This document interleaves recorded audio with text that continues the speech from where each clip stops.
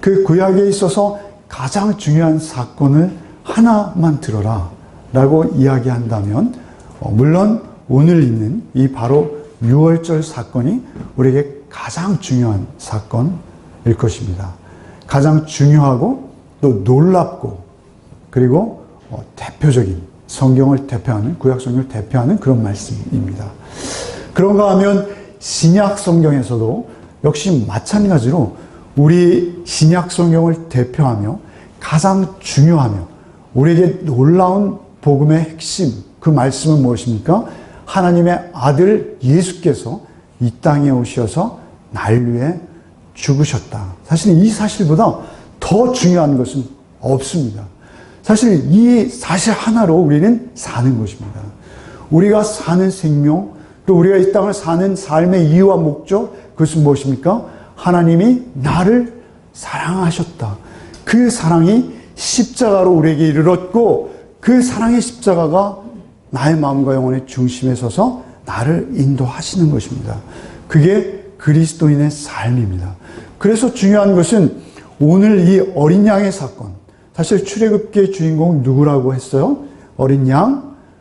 신약 성경의 결론, 계시록의 주인공 어린 양. 우린 그것을 잊으면 안 돼요. 왜 이렇게 맨날 그 얘기를 하시나? 아니, 그 얘기는 맨날 하는 것, 맨날 듣는 것이 아니라 한시도 우리 안에 떠나면 안 되는 성경의 가장 중요한 핵심이기 때문에 또 듣고 또 들려주세요. 성경을 우리가 보는 목적, 성경을 보는 이유, 그 어린 양 대신 예수를 만나고 경험하기 위한 오직 한 가지 목적입니다. 그래서 오늘 이 말씀을 대할 때 우리는 사실은 예수를 만나야 하는 것입니다. 그런데 우리가 출애굽기 이 사건을 통해서 어떻게 예수를 만날 수 있는가, 그것을 이 시간 우리가 따라오시면서 더 깊이 깨닫고 또 이미 깨달았던 것을 다시 확인하면서 여러분의 마음에 새기는 그러한 복이 있으셨으면 좋겠습니다. 그것은 12장 2절로 한번 가볼까요? 12장, 오늘 우리가 보는 이 본문에서 12장 2절 말씀 한번 같이, 성경을 찾을 때 우리 같이 한 번씩 읽겠습니다. 한번 읽겠습니다. 이 달을 너에게 달의 시작 곧 해의 첫 달이 되게 하고, 하나님께서는 사실은 이 사건, 이 10가지 재앙과 장자의 죽음과 그리고 어린 양의 사건과 홍해가 갈라져서 우리를 구원해내시는 이 역사에 있었던, 실존했던 이 한 사건을 통해서 우리를 교훈하시기 원하시는데, 그 교훈하시기 전에 먼저 그 예전을 말씀하십니다. 성경의 다른 사건들은 사건이 있고 그 사건의 의미를 우리가 추적한다면 이 사건만큼은 하나님께서 11장, 오늘 본문에 있는 12장 이렇게 말씀을 많이 할애하셔서 이 유월절의 의미가 무엇이고 이 유월절을 제정하시고 우리에게 이 절기를 지키게 하시는 그 목적과 그 내용과 의미를 상세하게 우리에게 알려주십니다. 굉장히 중요한 것이죠. 오늘 우리가 2절 말씀 읽었듯이 이 유월절 사건이 있는 이 달을, 이 날을 너희의 새 시작으로 삼아라, 이렇게 말씀하십니다. 사실 우리는 태양력을 쓰고 있죠. 그래서 우리는 1월 1일이 양력입니다. 그런데 우리는 이 다음 주에 우리 너무 즐겁게 기다리는 한 명절이 있습니다. 만난 것과 때때없이 기다리고 있는 그 설날, 같이 설날. 그것은 우리 조상들이 구약, 그죠?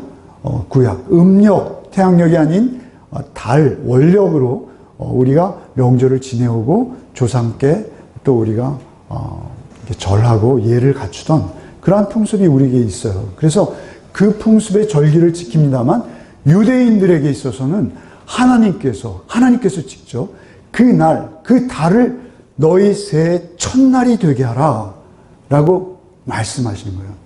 그 달과 그 날이 첫날이 되게 한다는 의미는 무엇일까요? 우리가 세상에서 뭐 왕이 바뀌거나 황제가 바뀌면 연호를 바꾸지 않습니까?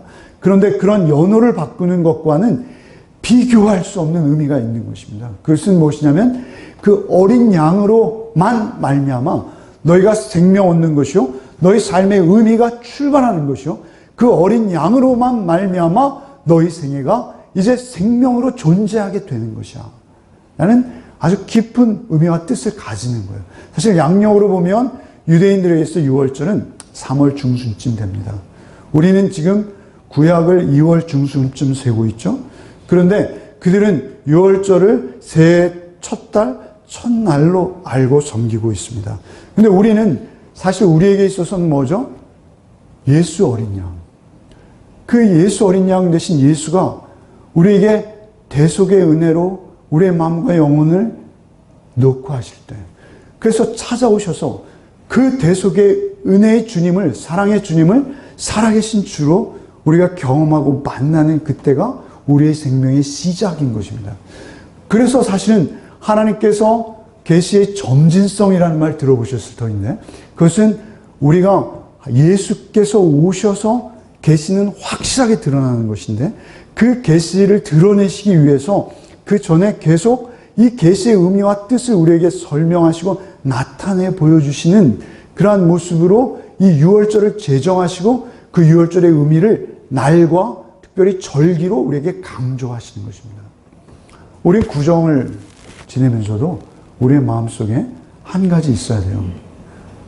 나의 생명의 시작은 바로 예수께서 어린 양 되셔서 오셔서 BC와 AD를 갈라주신 것처럼 주님께서 이제 어린 양이 그 피를 흘리던 유월절이 아니라 이젠 예수가 이 땅에 역사로 오셔서 그 어린 양으로 우리를 교훈하셨던 그 예수가 정말 직접 역사에 걸어 들어오셔서 우리를 위해서 어린 양의 피를 흘리신 그 날을 우리는 기억하는 것이죠.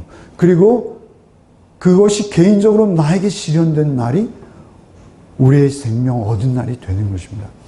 그런데 바로 이 날이 우리에게 어느 날 하루에 확 이렇게 오지는 않는 경우가 더 많습니다. 지난주에도 말씀을 드렸습니다만 그 날이 우리에게 서서히 말씀을 통해서 점진적으로 확인되어지고 그것이 하나하나 우리의 삶의 경험을 통해서 예수의 부활의 능력과 의미가 하나씩 새로워지는 거예요. 그래서 날마다 새로워지는 것입니다. 그런데 그것이 우리에게 그렇게 새로워지면서 그렇게 우리가 대속의 은혜 안에 먹고 마시며 살아가는데 그것을 이제 이 시간 더 구체적으로 또렷하게 우리가 이해하기 위해서 이 사건의 배경부터 우리가 알 필요가 있죠. 이스라엘 백성이 있어요. 이스라엘 백성은 사실은 하나님께서 이스라엘이 특별하고 뭐 똑똑하고 잘나고 착해서가 아니라 지렁이 같지만 약하지만 가장 보잘것없지만 그 이스라엘을 하나님이 택하시는 것입니다. 사실 애굽 아래서 이스라엘은 지금 어떤 상황이에요? 종이고 노예입니다. 애굽은 무엇을 뜻하죠? 애굽은 권력과 힘과 욕망을 상징하는 것입니다. 애굽의 많은 건축물들 있죠? 피라미드 보십시오. 자기가 영원한 존재이고 싶은 거예요. 그래서 남들을 착취해가지고 사실은 그 건축물을 세우기 위해서 얼마나 많은 노예들의 피와 땀이 거기에 있습니까? 그리고 애굽의 그 건축물들을 보십시오. 그 모든 것들이 다 뭐예요? 남의 생명을 희생시켜서라도 나의 영원한 생명을 누려보자는 자기의 개인 무덤을 짓는 것들이죠. 근데 사실은 세상은 그런 논리로 흘러가고 있는 거예요, 언제나. 그런 논리 가운데서 나의 명예와 나의 자랑과 나의 높아짐과 나의 더 큰 부를 위해서 누군가 이웃에게 피를 흘리게 하고 착취하고 착복하는 그게 우리 인류의 역사인 것이죠. 하나님의 형상을 잃어버린 우리의 모습입니다, 정확히. 그런데 그 모습 속에서 이스라엘은 착취를 당하고 가장 약하고 보잘것없는 종과 노예였어요. 그럴 때 하나님께서 그 이스라엘을 구원해 내시기 시작하는 거예요. 하나님의 간섭이 우리에게 일어나기 시작하는 거예요. 지난 주간 동안 그 하나님의 간섭을 우리는 묵상했어요. 그것이 무엇이죠? 내용이 10재앙이었습니다. 그런데 그 10재앙 하나하나는 사실 우리가 세상에서 추구하고 쫓고 나도 무의식 중에 그것을 우리가 간구하고 심지어는 우리 교회에 나와서도 그 애굽 좀 주세요 이렇게 기도하는 그 내용이에요. 그런데 그 애굽으로 상징되어지는 그 10가지 재앙들은 사실 애굽 사람들에게 있어서는 그 재앙들이 하나하나 자기에게 올 때 아, 이건 내가 섬기던 이 신을 말하는 거구나. 아, 이건 내가 섬기던 이 신을 말하는 거구나. 알 수 있었을 거예요. 이스라엘도 사실 애굽에서 400년이나 살았기 때문에 이 재앙 하나하나의 의미를 하나님께서 무엇 때문에 하시는지, 우리가 하나님의 창조 섭리, 하나님이 우리를 당신의 형상대로 의와 사랑으로 지으셨어요. 우리의 인격과 성품은 정의를 사랑하고 사랑을 베풀며 하나님 사랑과 이웃 사랑, 이 이중 계명을 지키도록 우리가 창조되었는데 그 창조의 질서를 깨뜨리고 우리가 우리의 욕심을 쫓아서 내가 하나님이 되어버리고 내가 내 주인이 되어서 극단적 이기주의로 나만을 위해서 살아가는 우리 인생들이 되어버린 것이죠. 그러한 우리가 내가 우상이 되어 있는 상태에서 재앙이 하나씩 떨어지는 거예요. 사실 이 재앙을 볼 때 우리는 무엇을 느끼는 것입니까? 우리가 하나님의 형상을 잊어버리고 창조의 섭리를 거슬렀구나. 하나님께 돌이켜야지 라고 우리의 방향을 돌이키는 거예요. 우리 믿음이 있는 자들은. 그래서 재앙이 우리를 넘어가는 거예요. 1번부터 재앙이 뭡니까? 첫 재앙이 뭐예요? 피해 재앙이죠. 피해 재앙은 뭐예요? 나일강이 피로 변해버리는 것이죠. 그것은 나일강이 그들에게 신이었기 때문에 그래요. 그래서 크눔이라는 신이 있대요. 그들이 친절하게도 문자가 있어서 그들의 그 다신교, 그들의 많은 신들을 섬기는 다신들의 이름을 하나씩 남겨놨어요. 그런데 성경학자들이 그 애굽의 다신들을 연구해 보니까 이 10재앙 안에 다 들어와 있는 거예요. 그래서 첫 번째 재앙이 그들이 섬기는 나일강 신이었어요. 크눔. 두 번째 재앙이 개구리. 개구리가 군과 침실과 떡 그릇만이 아니라 떡 반죽하는 그릇에까지. 떡 반죽을 할 수 없으면 어떻게 되는 거예요? 그죠? 그렇게 개구리들이 넘쳐나는 건 뭐예요? 그 풍요와 다산의 신 헤케트라고 제가 말씀드렸죠. 주석에 자세히 소개되어 있어요. 세 번째 신은 누구입니까? 티끌이 이가 되는 거예요. 그것은 사실 그들에겐 익숙한 신이 하나 떠오르는 거예요. 땅의 신 캡이라는 신이 있었다 합니다. 그 땅의 신, 네 번째 파리가 온 땅을 뒤덮는 신, 곤충의 신 하트콥이라는 신이 있었고요. 다섯 번째 가축의 악질이 생기는 것, 그것은 그들이 광야에서 금으로 황소를 만들었듯이 이집트의 신 중에 또 하나 막강한 신은 황소의 형상을 한 아피스라는 신이 있어요. 아피스. 좀 익숙하시죠? 그리스 헬라의 신들의 이름이 유래되기도 합니다. 이 이집트의 신들의 이름에서.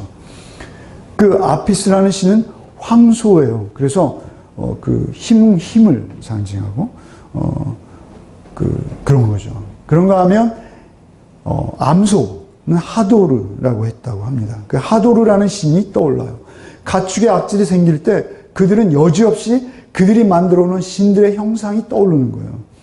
여섯 번째 독종이 사람과 짐승에게 생길 때 그들의 의술의 신 타이폰, 우박이 하늘에서 불과 같이 내릴 때 그들 하늘의 신 누트, 메뚜기가 밀과 쌀보리의 이삭을 다 갉아먹어서 이제 그들에게 큰 기근이 올 때 그들의 곤충을 다스리는 신 세린피아라는 신이 있었다고 합니다.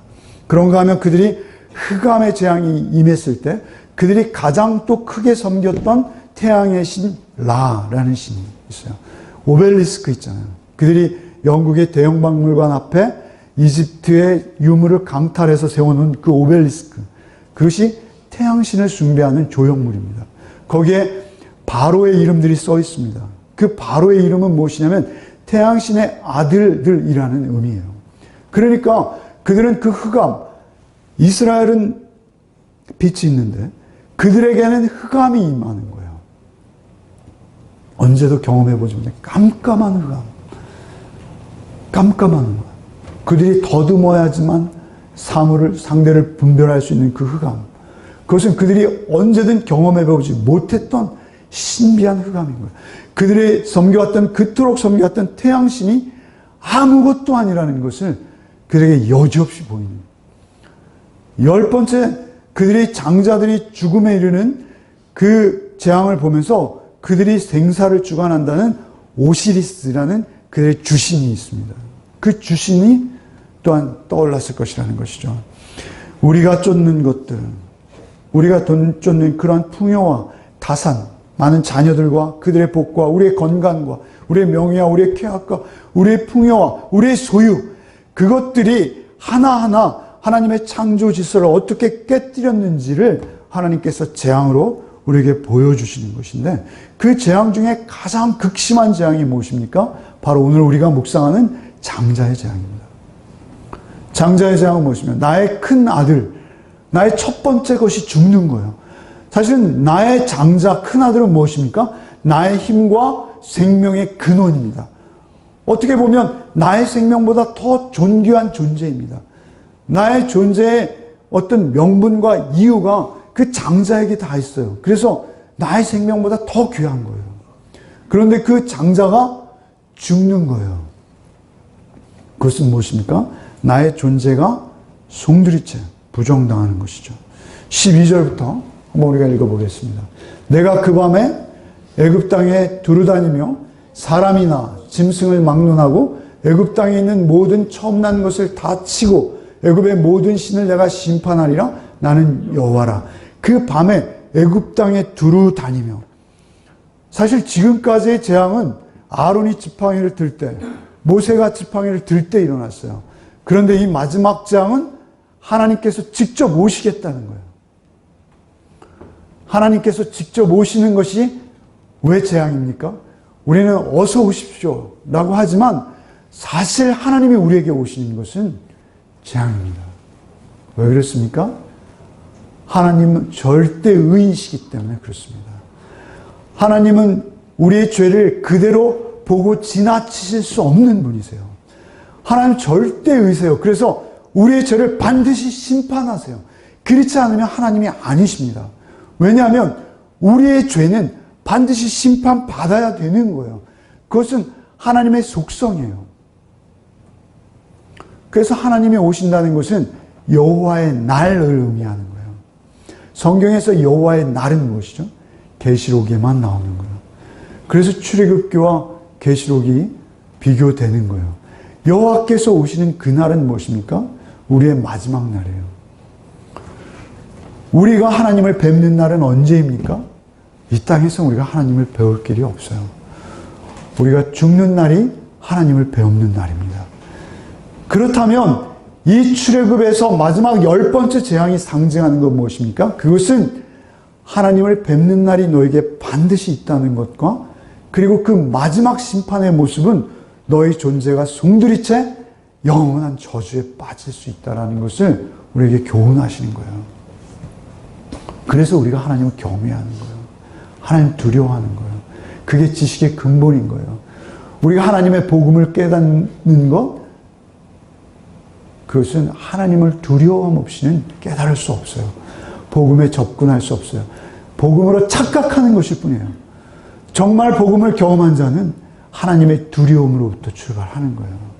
하나님이 우리의 죄를 심판하시되 영원한 죽음으로 우리를 영원한 단 1년, 100년, 아니 100만 년, 1000만 년이라도 좋습니다.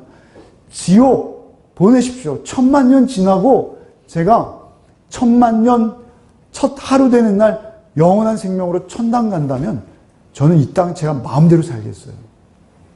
저 하고 싶은 거 다 하고 싶어요. 목사로 이렇게 답답하게 맨날 주석만 보면서 살고 싶지 않아요. 저도 얼마나 하고 싶은 게 많고 즐기고 싶은 게 많고.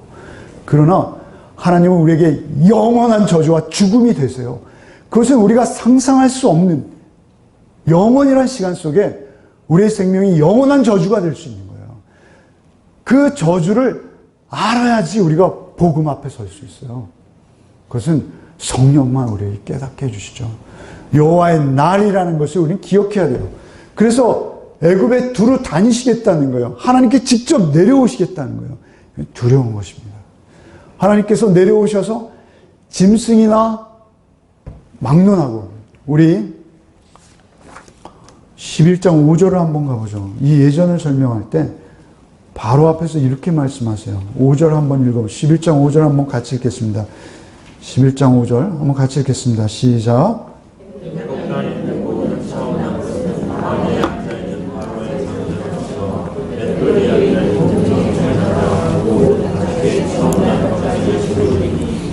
이 말씀은 무엇입니까? 하나님이 내려오셔서 심판하실 때는 바로의 아들, 큰아들 먼저 죽이겠다는 거예요. 내가 대통령의 아들이다. 내가 목사의 아들이다. 내가 임금의 아들이다. 상관없다는 거예요. 그런가 하면 맷돌을 돌리는 노예의 장자. 맷돌을 돌리는 노예는요, 가장 비참한 노예예요. 신약에서는 신발 끈을 푸는, 그리고 주인의 발을 날마다 씻기는 노예가 가장 비참한 노예라면, 사실은 더 비참한 노예는 맷돌을 돌리는 노예예요. 삼손이 눈이 뽑혀서 맷돌을 돌리지 않습니까? 가장 힘든 거예요. 채찍 아래서 맷돌을 돌려야 되는 거예요. 그런데 그렇게 죽도록 고생하는 노예의 장자도 어린 양의 피가 없으면 하나님의 심판에서 예외일 수 없어요. 그러니까 우리가 죽도록 고생하고도 영원한 저주에 이를 수 있는 거예요. 중요한 것은 내가 대통령의 아들이나 목사의 아들이나 중요한 게 아니에요. 내가 이 땅에서 고생 많이 했다고 죽어서 호강한다? 전혀 아니에요. 오직 하나님의 구원의 근거가 되는 것은 역사 속에 우리를 위해 피 흘려 죽으신 예수의 피만이 우리를 구원하시는 것이죠. 근데 중요한 것은 그 구원의 도를 하나님께서 우리에게 명백히 강조하시는 거예요. 애굽 땅에 있는 모든 처음 난 것을 다 친다는 것은 무엇입니까? 죽인다는 것입니다. 치고 애굽 모든 신을 내가 심판하리라. 애굽의 모든 신은 이미 열재앙을 통해서 그 심판의 내용과 성격이 무엇인지 알려주셨어요. 그런데 여호와의 날 그들은 영원한 저주를 받아 불못에 떨어질 것입니다. 그 심판을 말씀하시는 거예요. 애굽의 모든 신을 내가 심판하리라. 나는 여호와라. 내가 너의 창조주야.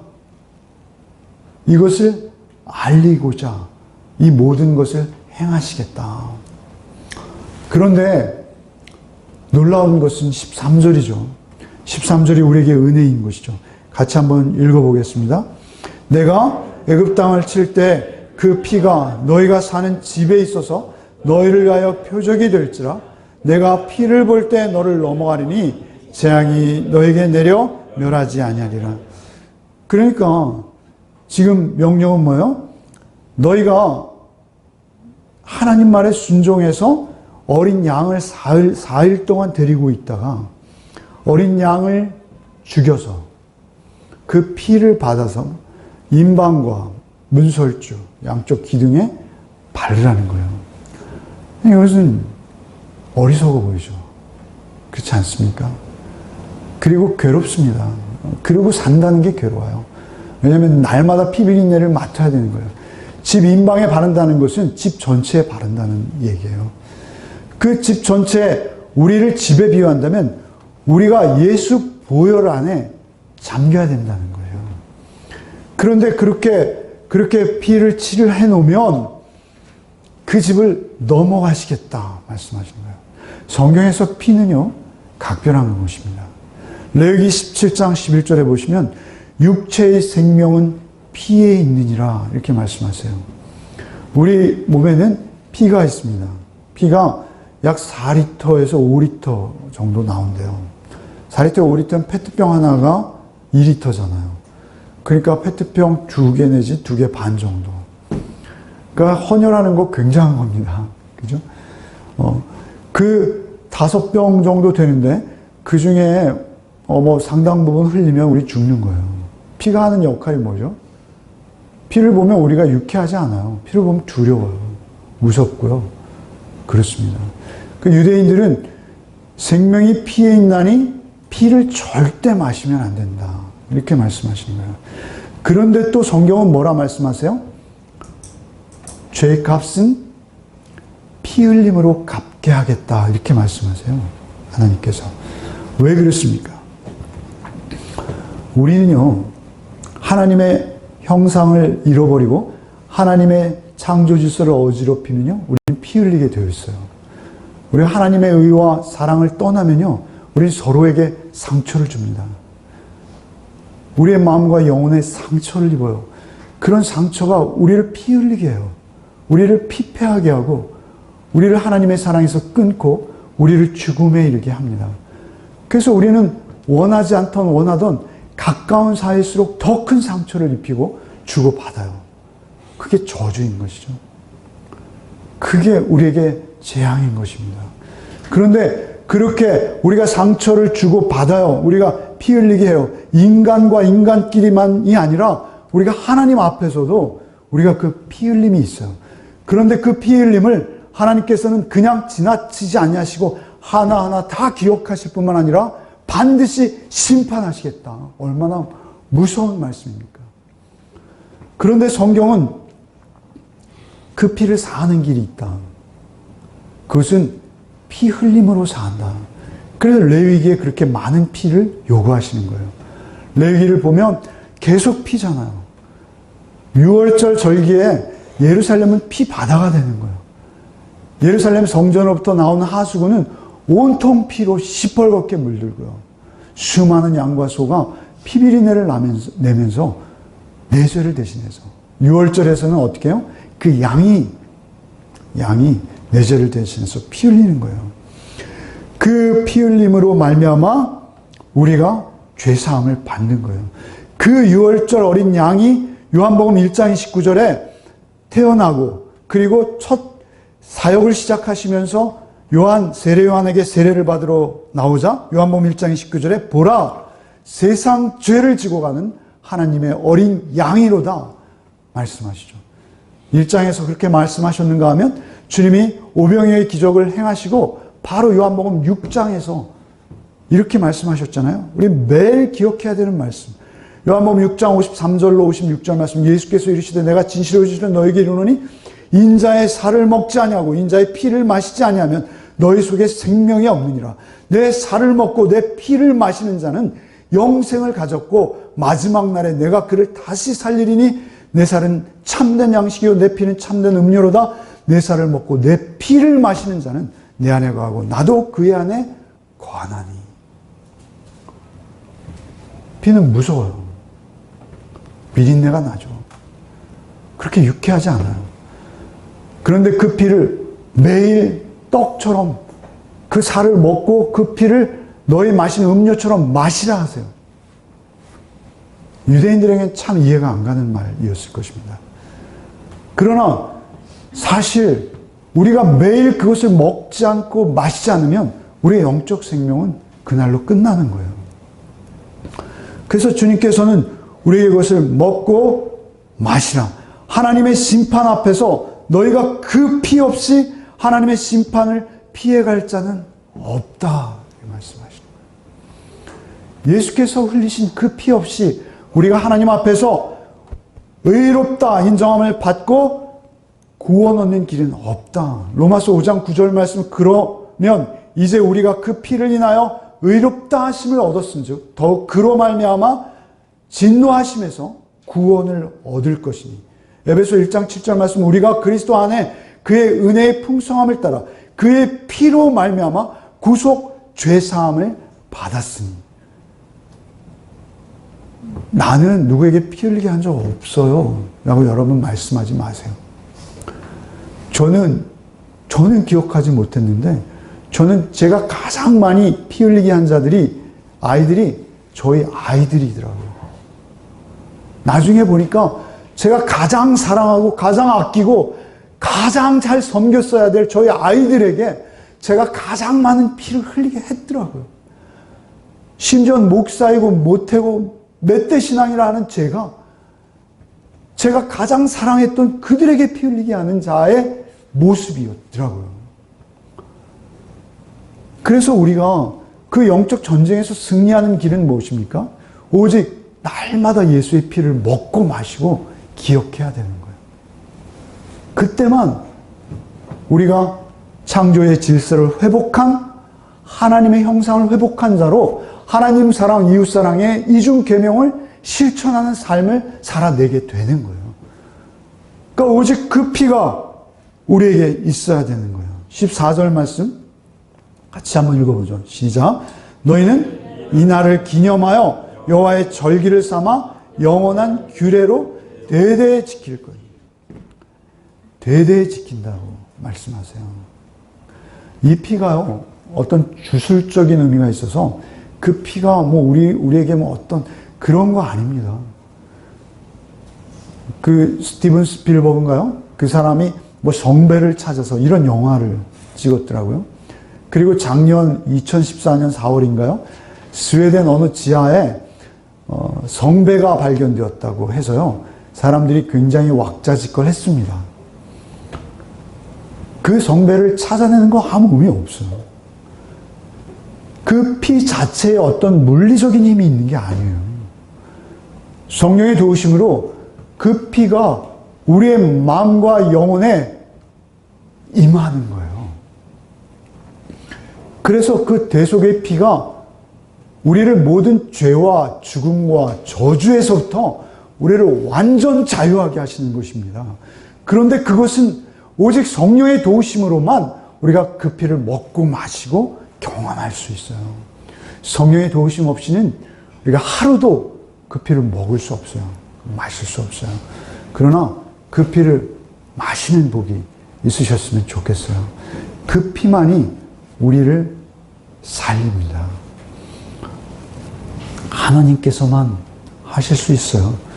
중요한 것은 우리가 그 피를 대대로 여호와의 절기를 삼아 영원한 규례로 대대로 지킬지라. 그런데 그 피의 깨달음을 알고 그 대속의 은혜를 우리가 먹고 마시고 베드로후서 2장 말씀처럼 우리가 그 맛을 보아서 알게 되었음에도 불구하고 우리 자녀들에게 전하는 건 또 다른 문제예요. 우리가 3.1절 기억하잖아요. 3.1절. 우리가 8.15 기억하잖아요. 8.15. 일제의 폭압이 얼마나 심했습니까? 우리를 학도병으로 끌어가고요. 우리 누나, 우리 어머니들을 정신대로 끌어가고요. 그리고 우리를 얼마나 착취했습니까? 우리 전쟁의 노예로 우리는 오직 전쟁의 수단으로 삼았죠. 그런 학대 밑에서 우리가 이스라엘처럼 종과 노예살이를 하다가 우리 자체적으로 정부를 세울 수 있게 되었어요. 그 기쁨은 경험해 보신 분들만 아실 거예요. 우리에게 8.15는 어떤 의미입니까? 그냥 빨간 날. 빨간 날. 얼마나 좋은지 몰라요. 빨간 날. 그러나 그 해방은 그때 경험한 사람과 그냥 빨간 날로 지키는 사람과 다르다는 거예요. 같을 수가 없어요. 근데 우리가 그것을 예수의 피를 여러분이 맛보아 아셔야지 대대로 전할 수 있어요. 그런데 우리가 그 피를 맛보아 알면 어떻게 전한다는 거예요? 우리가 영적 전쟁에서 승리할 뿐만 아니라 그 승리를 기반으로 아이들이 아 그래 인생은 이런 거구나 배운다는 거예요. 11절을 제가 아껴뒀는데 사실 오늘 결론은 11절에 있습니다. 뭐 설교가 다 끝났는데 결론을 또 얘기 한번 같이 읽고 묵상하고 마치겠습니다. 11절 한번 같이 읽겠습니다. 읽겠습니다. 너희는 그것을 이렇게 먹을지니 허리에 띠를 띠고 발에 신을 신고 손에 지팡이를 잡고 급히 먹으라. 이것이 여호와의 유월절이니라. 하나님께서 이렇게 말씀하신 이유가 뭘까요? 사실 이것은 히브리어로 읽으면요. 그 히브리어의 언어인데요. 이 단어가 다 쿰으로 끝나요. 쿰. 5번의 쿰이 계속 이어나오거든요. 굉장히 긴박하고 아주 중요히 강조하는 거예요. 왜 이렇게 먹으라 하실까요? 당장 이렇게 하고 먹을 필요가 없잖아요. 이 말씀을 읽으면서 어떤 생각이 나십니까? 이 말씀을 읽으면 일부에 물어봤더니 우리 신집사님 맨 앞에서 예배 드리시는데 9시 예배에서 신집사님이 어디가 생각난대요. 어디요? 예? 에베소서 6장 기억나세요? 에베소 6장에 진리의 허리띠, 복음의 평안의 신발, 구원의 투구, 의의 흉배, 성령의 말씀의 검, 이것을 말씀하시죠. 사실 이 말씀을 이해하기 위해서는 우리 한번 오늘 본문이 있는 12장 17절로 한번 가보시죠. 17절에 보시면 한번 같이 살짝 읽어보겠습니다. 첫 부분만 17절 읽어보겠습니다. 너희는 무교절을 지키라. 이날에 내가 너희 군대를 애굽 땅에서 인도하여, 하나님께서 이렇게 말씀하신 거예요. 그리고 뒤로 가보겠습니다. 6장 26절 찾아보셨으면 좋겠습니다. 6장 26절 한번 같이 읽어보겠습니다. 이스라엘 자손을 그들의 군대대로 애굽에서 인도하라. 거기까지 읽고요. 12장 41절 한번 읽어보겠습니다. 12장 41절 한번 읽어보겠습니다. 430년이 끝나는 그날에 여호와의 군대라. 거기까지만 읽겠습니다. 특별히 출애굽을 설명하면서 이스라엘 향해서 하나님께서 군대다 이렇게 부르세요. 군대다. 이스라엘이 군대입니까? 이스라엘은 종이에요. 노예예요. 전쟁 한 번 해본 적도 없고요. 전쟁의 용병으로 차출된 적도 없어요. 그저 벽돌을 굽는 벽돌공들이에요. 농사 짓고요. 가축 키우고요. 그런데 그들을 430년 동안이나 종살이, 노예살이에 노예 근성이 꽉 쩔어서요. 주인의 손만 바라보면서 뭐 좀 얻어먹을 게 없나. 이 노예 근성이 아주 그냥 430년 동안 쩔어있는 그들을 향해서 하나님이 군대다 이렇게 말씀하세요. 왜 그렇게 말씀하실까요? 하나님께서 그렇게 이루시는 거예요. 모세나 아론이 말하는 것이 아니라. 출애굽기는 우리가 영적으로 이해해야 돼요. 우리의 구원에 관한 책이에요. 그러니까 출애굽기를 이해할 때 우리에게 중요한 것은 무엇입니까? 우리가 하나님의 군사가 되는 거예요. 무엇을 무기로요? 어린 양의 피로. 우리가 세상에서 영적 전쟁을 감당해야 되는데 그 영적 전쟁을 감당하는 유일한 우리의 근거가 되는 것은 어린 양의 피예요. 약하고 희생당하고 우리 아무도 인정해주지 않고, 그렇지만 하나님의 뜻을 생명처럼 여기고 그 뜻을 행하기 위해서 기쁨으로 하나님을 찬양하며 사는 자의 삶, 그게 영적 전쟁이에요. 근데 사실은 그 영적 전쟁을 위해서 우리를 군대다 부르시는 거예요. 한두 번이 아니고 계속 우리를 군대다, 노예를 향해서 군대다 부르세요. 여러분, 이 에베소 6장에 있는 이 군대, 로마의 군인의 모습을 한 초대교회 성도들의 모습 보십시오. 군인은커녕 가장 약한 모습이죠. 그런데 하나님께서 그들을 역시 로마의 군인처럼 말씀하세요. 왜 그렇습니까? 사실은 이 영적 무장 바로 앞에는 뭐가 나오냐면요. 아내와 남편의 관계, 남편과 아내의 관계, 자녀와 부모의 관계, 부모와 자녀의 관계, 상전과 종의 관계, 종과 상전의 관계가 나오는 거예요. 그러니까 우리의 영적 전쟁은 어디서 이루어지는 거예요? 우리의 삶 속에서, 우리의 가족 관계에서, 우리가 매일 대하는 우리의 이웃 관계 속에서 그리스도의 나라는 실현되어지고 확장되어지는 거예요. 우리가 대대로 물려줘요. 6월절 절기를 그들에게 대대로 물려줘야 돼요. 어떻게 물려줍니까? 세상과 달라야 돼요. 애굽과 달라야 돼요. 그런데 그것이 여러분의 의지와 결단으로 됩니까? 그렇게 해서 하라고 말씀하지 않으세요. 그건 유대인들, 기독교로 개종하지 않은 유대인들, 바리새인과 서기관들의 모습인 거예요. 우리가 오직 그리스도인 되는 것은 어린 양, 약하디 약해서 힘없이 도살당하는 그 어린 양의 모습을 우리 쫓아서 우리도 예수 제자로 그 피 흘리는 삶을 살아내라는 거예요. 이 피 마시고 너희도 그 삶을 살아내라. 그때 우리가 영적 전쟁에서 승리하는 거예요. 아내에게 어떻게 말씀하세요? 아내는 그 남편을 그리스도께 하듯 죽게 하듯 하라. 어떻게 그렇게 합니까? 남편은 그 아내를 예수께서 교회를 위해서 자기의 생명을 내어주신 것처럼 아내를 사랑하래요. 어떻게 그렇게 사랑합니까? 아가페의 사랑은 우리에게 없어요. 우리가 하는 사랑은 다 조건적인 이유가 있는 사랑들이에요. 그런 사랑을 할 능력이 우리에게 없어요. 부모와 자식, 자녀와 부모, 종과 상전. 종은 상전에게 죽게 하듯 하래요. 그게 영적 전쟁이라는 거예요. 어떻게 나를 착취하고 나를 어떻게든 이용해 먹으려는 그 나의 고용주에게 내가 주님께 하듯 합니까? 그런가 하면 너희 상전들아 종에게 하기를 마치 하나님께서 너희를 보고 계시며 너희가 종에게 하는 것 하나하나를 너희의 마지막 날 심판하실 그분 앞에 서 있는 것처럼 종에게 행하라. 이렇게 말씀하시는 거예요. 어떻게 그렇게 할 수 있어요? 상전이. 편한 대로 막 시켜 먹는 거 아니겠어요? 우리도 그렇잖아요. 그러나 우리가 죽게 하듯 하라는 거예요. 자기 부하에게.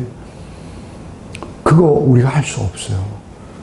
여러분 자랑으로 그거 해냈다. 자랑하지 마세요. 그거 해낼 수 있는 방법은 예수 사랑밖에 없어요. 예수 보혈이 우리에게 있어야 돼요. 그 보혈을 매일 먹고 마셔서 그 보혈이 우리에게 흘러가고 있어야 돼요. 저희 아이가 어릴 때 황달이 왔어요. 태어난 지 7일 만에 황달이 왔어요. 그래서 그때 당시에는 가장 유명하다는 소아과를, 저희 집이 과천이었는데 서울까지 와서 그 과천에 가장 유명하다는 소아과에 가서 서울에 와서 입원을 시켰어요. 황달이라고 하더라고요. 딱 보자마자 지방병원, 그 과천에 있는 병원에 조그만 가정학과에 갔더니 황달이라는 거예요. 그래서 제일 큰 병원에 왔는데 역시 의사 선생님들 많고 신뢰가 갔어요. 그런데 그 의사 선생님 보자마자 조금 지나니까 혈액 검사를 막 하고 아이 링겔을 여기 못 꽂아요. 그러니까 이마에 머리를 완전히 밀고 머리에다가 이렇게 링겔을 꽂더라고요. 태어난 지 지금 7일 된 아이한테. 얼마나 힘들어요.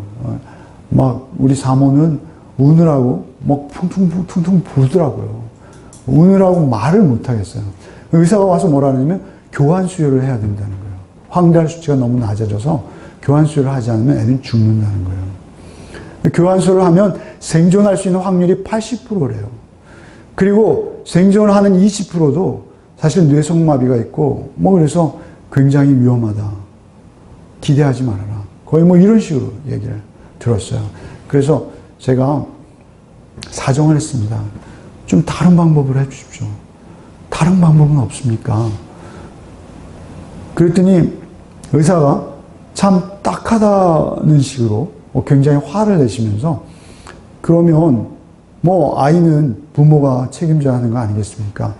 3번만 더 검사를 해보죠. 그러더라고요. 그리고 2시간 간격으로 3번 검사를 했습니다. 6시간 만에 마지막 검사를 했는데 황달 수치가 올라갔어요. 그래서 며칠만 더 두고 보자는 거예요. 얼마나 감사한지요.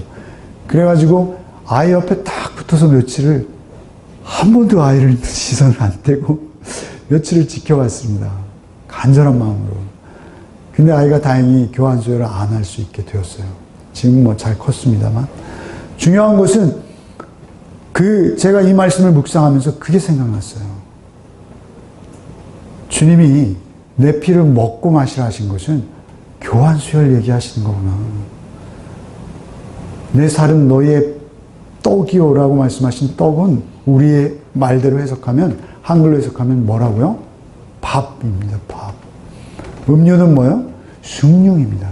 그이 마시는 그 포도주는 우리의 숭늉이에요. 예수 피를, 예수살을 우리는 떡처럼, 숭늉처럼, 밥처럼 매일 먹고 마셔야 돼요. 한 주도 거르시면 여러분은 생명이 없는 거예요. 우리 몸에 피가 흐르지 않으면 우리 조직이 괴사를 일으킵니다. 우리 혈액은요, 우리 위에서 소화시킨 양분과 그리고 폐에서 끌어들인 산소를 우리 조직에 계속 날르죠. 그런데 그 피가 23초에 심장에 있던 피가 다시 전신을 돌고 오는데 23초 걸린대요. 굉장히 빠르잖아요.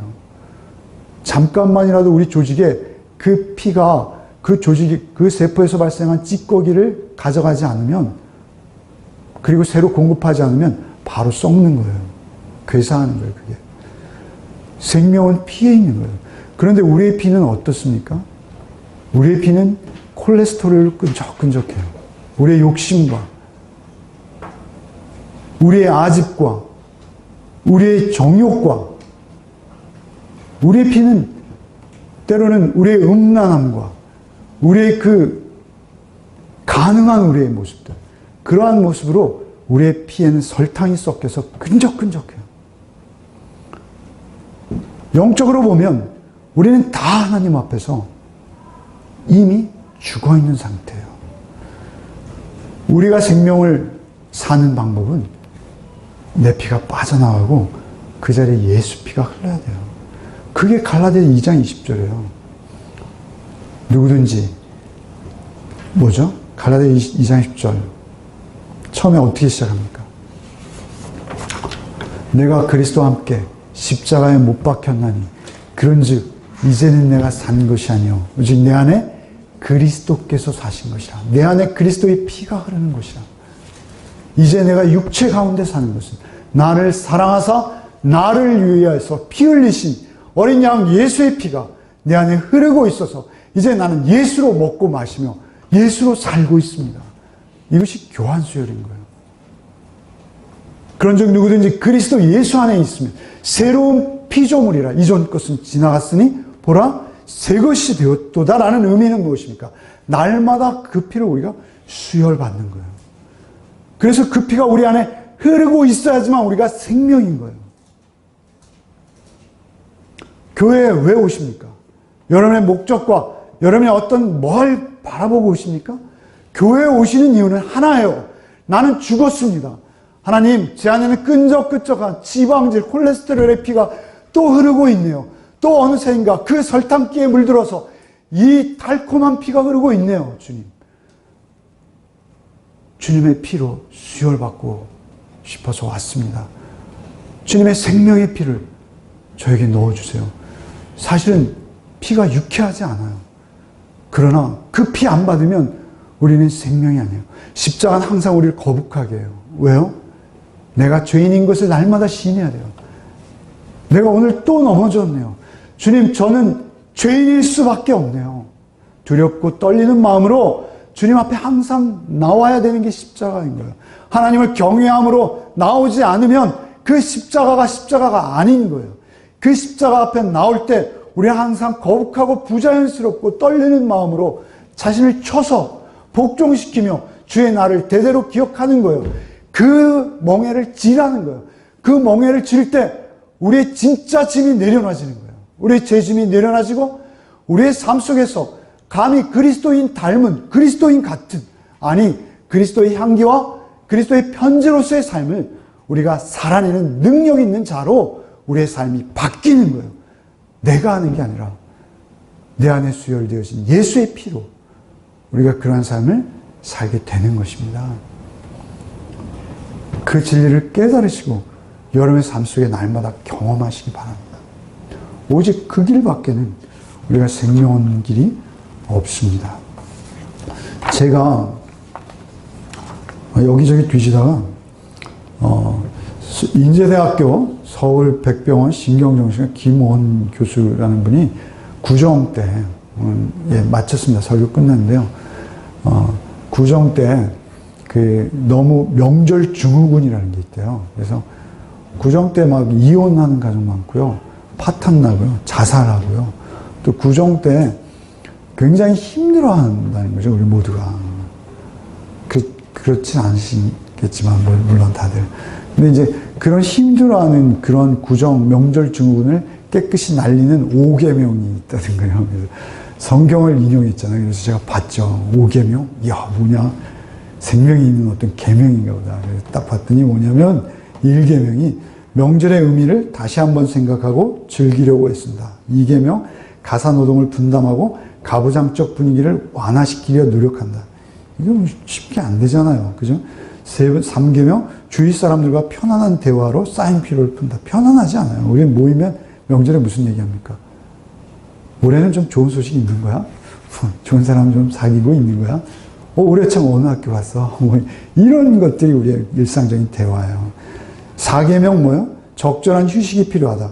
함께하는 가벼운 마음으로 외출이 도움이 된다. 외출 가면 욕먹잖아요. 아니, 누구는 지금 음식장만 하고 있는데. 5계명 뭐요? 저녁에는 부부 대화의 시간을 갖는다. 저녁에 어떻게 부부가 모입니까? 명절에. 다 바쁘잖아요, 저녁에. 그런 우리가 어떻게 이 5계명을 실천할 수 있겠어요? 또 다른 곳에서 10계명을 내놨어요. 현대백화점에서요.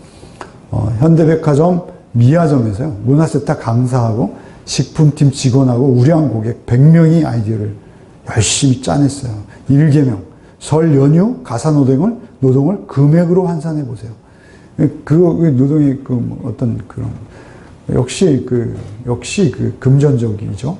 그래서 현대백화점이 내놓은 10계명, 1계명은 설 연휴 가사노동을 그렇게 계산해봐라. 2계명은 나를 위한 쇼핑 리스트를 만들어봐라. 이건 좀 흐뭇할 것 같아요. 예. 근데 돈이 있어야죠. 하여튼 쇼핑 리스트를 만들어봐라. 3계명은 와인 반상회를 열어라. 예. 그래서 그 전후에 최고급 와인, 현대백화점에서 구입하면 더 좋겠죠. 그래서 그런 와인 반상회를 열면 스트레스가, 명절 증후군이 날아간다는 거예요. 현실 가능성이 별로 없습니다. 4계명, 컬처렐라가 되는 거예요. 신데렐라에서 이렇게 만드는 신조어 같은데요. 현대백화점 문화센터를 찾으라는 것입니다. 5계명은 섭섭한 마음은 가족 블로그에 살짝 남겨보세요. 섭섭한 마음은 살짝 남겼다 큰 싸움 됩니다. 6계명은 여왕 데이를 만드세요. 그래서 가사노동을 다 이렇게 띄워주라는 거예요. 그건 별 도움이 안 돼요. 주변을 굉장히 힘들게 하죠. 7계명은 로봇 청소기를 구입하세요. 본색이 드러납니다. 8계명은 족탕기, 기능성 베개, 안마의자를 구입해 보세요. 좋죠. 네. 9계명 수화기를 드세요. 이건 납득이 갑니다. 수화기를 들고 막 그냥. 10계명은 주부 할인을 이용하세요. 구정이 끝나면 꼭 주부 할인이 있답니다. 그러니까 우리에게 있어서 구정의 10계명은 뭐예요? 10계명까지 필요 없습니다. 오직 1계명. 구정 때도 여러분의 마음과 영혼에 보혈을 칠하세요. 보혈을 바르세요. 그리고 그저 아무 말 없이 그래, 난 너 괴로움을 알아. 올해도 너 예수 없이 얼마나 힘들겠니? 여러분 하나님께서 예수 없는 우리를 찾아오신 그때를 기억하시면서 예수의 사랑으로, 나는 이제 예수의 사랑을 경험하고 입고 맛보아 아는 자로서 그 보혈의 능력과 그 보혈의 은혜를 체험한 자로서 그들을 그냥 묵묵히 바라만 주세요. 바라만 봐주세요. 그러다가 기회가 생기면 복음 전하세요. 그게 우리의 10계명이죠. 우리의 계명이죠. 이번 구정에도 여러분 승리하십시오. 영적 전투입니다. 의의 흉배, 진리의 허리띠, 평안의 복음의 신발, 성령의 말씀의 검, 구원의 투구. 이거 다 무엇으로 가능하다고요? 예수의 보혈로만 가능합니다. 그 보혈이 여러분에게 경험되어진 상태로 여러분 구정을 준비하시고 구정을 맞으시는 복이 있으시기를 바랍니다. 254장 찬송가하고 마치겠습니다.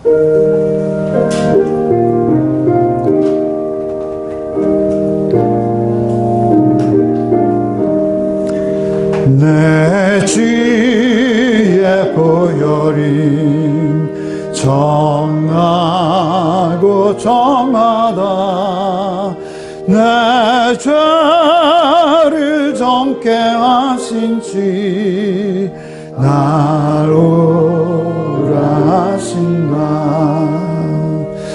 내가 주께로 지금 가오니 십자가의 보혈로 날 씻어 주소서.